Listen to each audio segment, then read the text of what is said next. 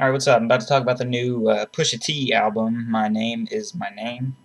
If you do not know, this is Pusha T's debut solo album. He obviously was one half of the group The Clips with his brother Malice, and they did a lot of work with Pharrell, so that really they were really big back when they were on. He's known as like a coke rapper. He had like a huge drug dealing past, which by all evidence points towards that being legit. So yeah, he's a that's what he mostly raps about, and he's known for his like super like clever, like sneaky, sly lyrics. And that shows up a lot on this album. But yeah, I love this album. The lyricism was fucking crazy. Like I said, just so many just crazy punchlines, like double entendres, all these sly references and shit that really pull everything together. It's some crazy shit. Like the song Numbers on the Boards, the song Nosetalgia with Kendrick Lamar, and the song Snitch. Those are all, like, just fucking absolutely crazy lyrical songs. He gets, like, kind of personal on 40 Acres. He's talking about, like, how the path his brother took versus the path he took. His brother ended up becoming like a born-again Christian or something, stopped rapping about coke and stopped dealing or whatever, but to each his own. And the song Snitch, he's talking about his friend who snitched on him while he was in prison.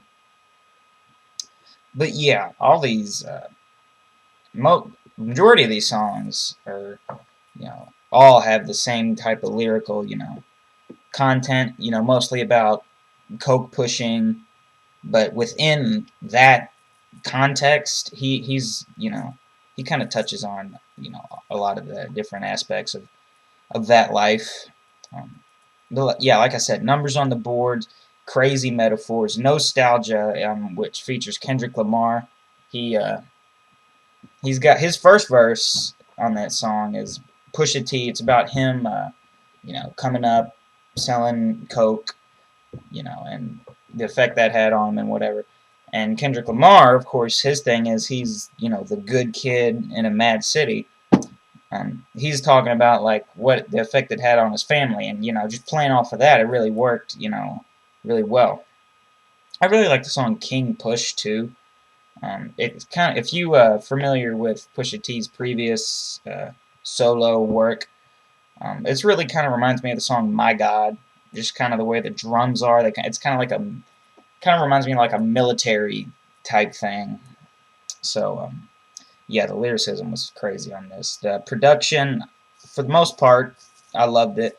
The song Suicide had like a really old school like Clips feel, which it was produced by Pharrell, so it makes sense.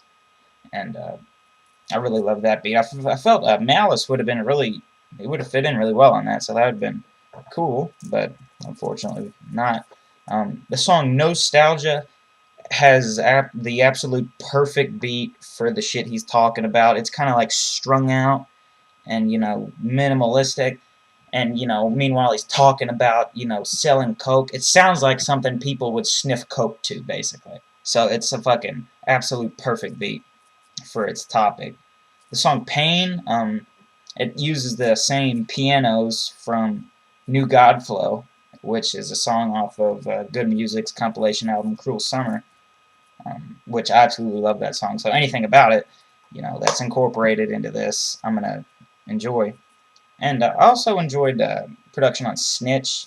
I really enjoyed Pharrell's hook, too. I really felt that the echo thing, to kind of say, to emphasize the fact that the call was being recorded, because that's essentially what the hook was a phone call.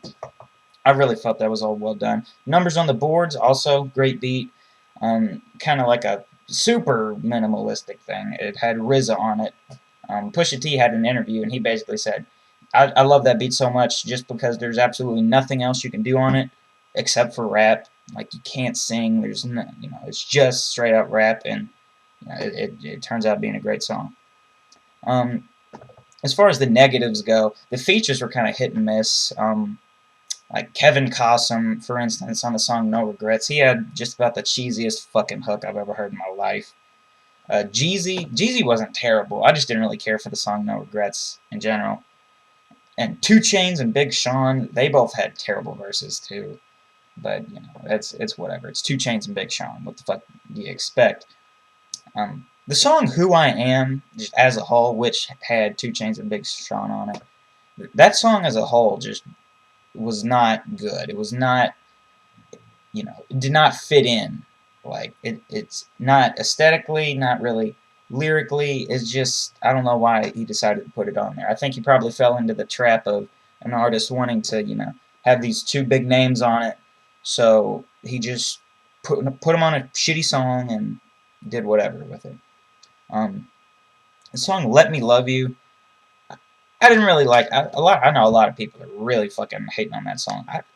I didn't really like it either, but I felt it was a pretty good change of pace. Like he was talking about, you know, how he was dealing with his, you know, his main girl and his side chick and all that.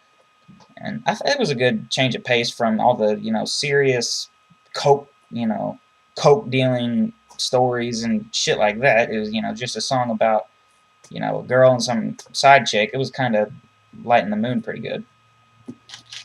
But yeah, it was a great album. I really loved it. Pusha T has gone on record saying he feels this is the album of the year. I don't know. I'm kind of on the fence, but it certainly has that potential. But I feel Nosetalgia, the song, that's probably song of the year for me. Just, you know, the lyrics, you know, the metaphors, you know, coupled with the absolutely perfect beat. It's just crazy. I love that song. So yeah, shout out to Pusha T. Put together a great project. Um, and thanks for watching.